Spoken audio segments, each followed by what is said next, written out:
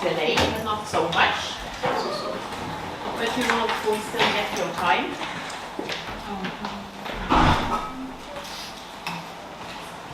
So, I'm happy to introduce Polona Caserman. She will talk about a virtual reality simulator for police training with AI-supported cover detection. And as soon as you're ready, you may start. And I'll tell you when you have 5 minutes and when you have 2 minutes left.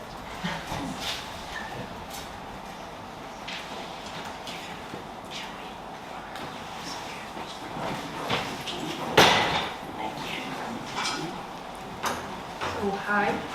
I just want to add that I am from the Technical University of Darmstadt in Germany. In this talk, I want to present you results from an ongoing project in which we are collaborating with police officers and with the game developer Purdack. Before we dive into details, let's take a moment to explore the driving force behind our project. Effective training plays a crucial role in preparing emergency services, including police officers, for everyday scenario. However, traditional methods, especially in scenarios like house searches or hostage situations, can be both costly and logistically challenging. They often also require complex setups or even professional actors.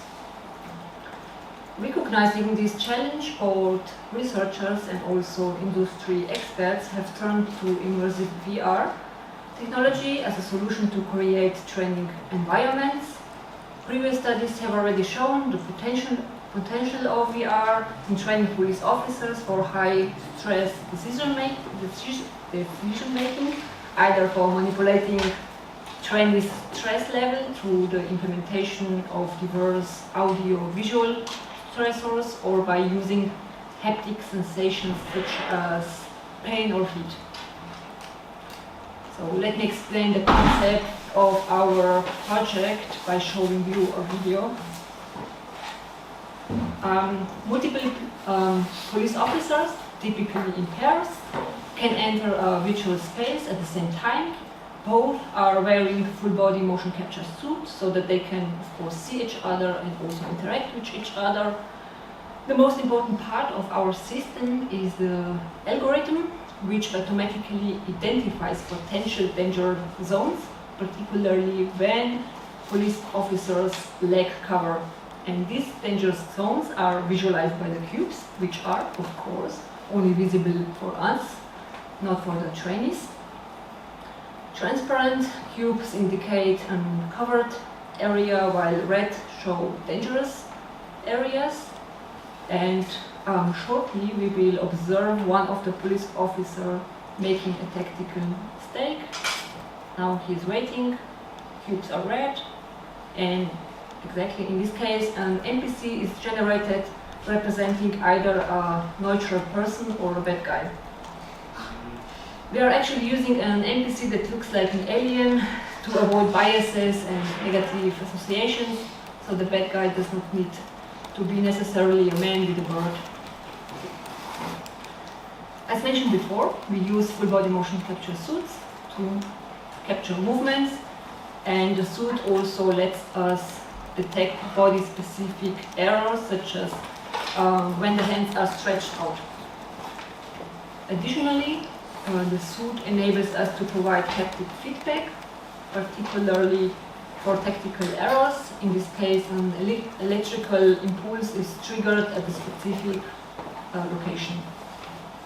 Moreover, using the biometric system, we can identify stress level. In the future, this can help us to adapt the scenario accordingly. So, our implemented immersive training system consists of three components. First one is a configuration tool, second one is the VR simulation, and the third one is an after-action review tool. First, let us take a look at the configuration tool. So, this configuration tool should help operational trainers to create new training scenarios. It lets trainers create new buildings with custom interiors or also to modify predefined rooms. The rooms can also be furnished by dragging and dropping different assets from the library, so it's like Sims for police officers. And one can also change the perspective from first-person perspective to top-down perspective. So we just saw the configuration tool, and next I would like to explain how our system works. For that, it's easier to use after-action review tool. The only difference between the VR simulation and the after-action review tool is that the participants do not see cubes. But actually, we can also turn on the cubes during the training itself if we want to, or for debugging. So the purpose of the VR simulation is to identify potential threats. Within the simulation, the algorithm automatically identifies dangerous areas, particularly when one of the police officers has no sufficient cover. As we already saw in the video before, in this case, NPC will be generated. Now let's look at another video. The procedure is very similar like before. One police officer looks along the corridor while the other is trying to secure the two rooms. I want you to pay attention at the red cubes. Now they appear as soon as one police officer lacks cover, and they also spread. And the velocity at which unsecured areas spread reflects the NPC's movement speed. Here the time frame is very low, I think it's below 3 seconds, so the police officer has no time to make mistakes, but it's also possible to set this delay, a delay so that also students with less experience can train. These dangerous areas are identified using raycasts, so the yellow raycasts point out the direct side to the VR user lacking cover. Now that we know how the algorithm works, we wanted to evaluate its performance. For this purpose, we conducted a between subject study. In the end, we were able to invite 32 participants to train using a traditional method and 39 participants to train within VR. Beginners were ongoing police officers in the first and third semester. Intermediate were ongoing police officers in the fourth and sixth semester, and advanced were special units involved in securing evidence and making arrests. In both traditional and VR-based training conditions, 2 participants trained together, which was not disclosed beforehand. Both apartments were same. During the traditional training, a trainer observed participants to identify tactical errors, and the training was also recorded by a 2D camera. And for the virtual training, participants had to put on the Tesla suit and HTC Vive Pro Eye head-mounted display. Afterwards, the VR room and virtual avatars for both users were calibrated. We first checked the success rate of our algorithm in identifying dangerous areas. For that, we used after-action review tool to check the decisions between the trainer and AI. The results show that out of 39 trials, AI correctly identified dangerous areas in 34 cases with no false negatives. This results in high F1 score of 0.93. That means that the algorithm sometimes identifies tactical errors without them being actual mistakes. These false positives mainly resulted from raycast, hitting only a small area on the trainee's body, for instance, hitting on the shoulder. This leads to AI classifying even small errors as serious errors. So to improve the algorithm, we tend to consider multiple unsecured body parts or specific percentage of the body area. So even if we identified significant difference between furthermore, we evaluated the training performance. The figure shows secured area for different groups in both traditional NVR training at the end of the session. And as expected, participants with more training experience also discovered a larger area in both conditions. And even if we identified significant differences between both participant group, we found no significant differences between training methods. Nevertheless, VR training offers significant advantage over traditional methods. Firstly, one can create and customize training sessions even more easily. And secondly, AI provides a unique advantage in terms of identifying technical mistakes and providing feedback. And of course, trainer remains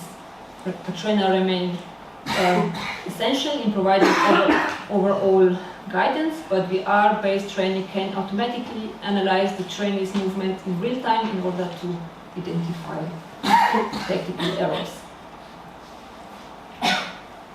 To conclude, I would like to say that immersive VR is a game changer when it comes to training. VR simulators enable users to train even when the trainer is not available, and this increases the number of training sessions. In this paper, I presented an AI-supported simulation for police officers, enabling the detection of dangerous areas when at least one police officer lacks cover. So in case one police officer makes a mistake, the system also gives immediate feedback using haptics. And because the difficulty level can be easily set, the simulator is practical for students and also for special units. Okay, thank you for your attention. Any questions?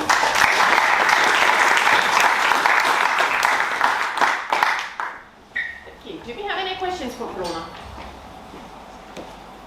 No, I have one. Well, did you have one? Oh no, we sorry. were just checking the camera. Yeah, just the camera. Good. So now we'll start. You showed at the beginning that you have this configuration tool, and it sounded when you explained it was quite simple. My experience is that it's often not that simple. What was your experience with the police officers doing this? It must be simple so that everybody can use it. Of course, we have some bugs.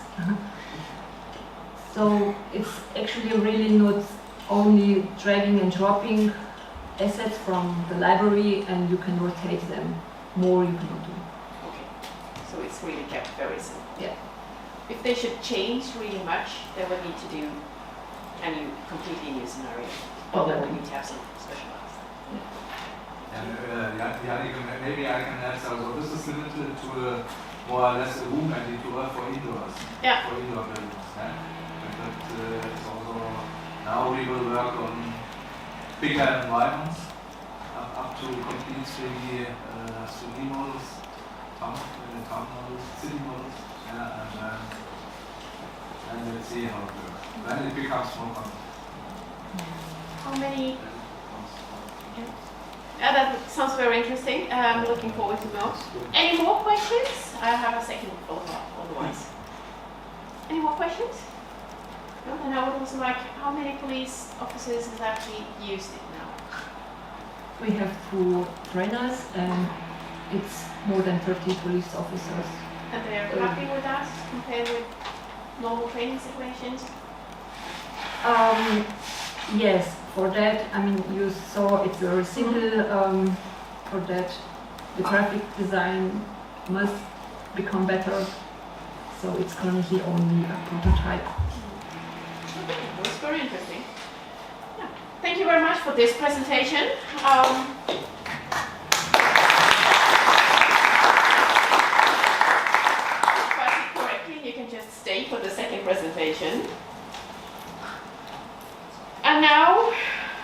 you will talk about the influence of personalized music on the sense of presence, motivation, and player experience in virtual reality. So, take your time again. It's already prepared. Thank you. So it's about music in VR again. Somehow this year at the conference there are many talks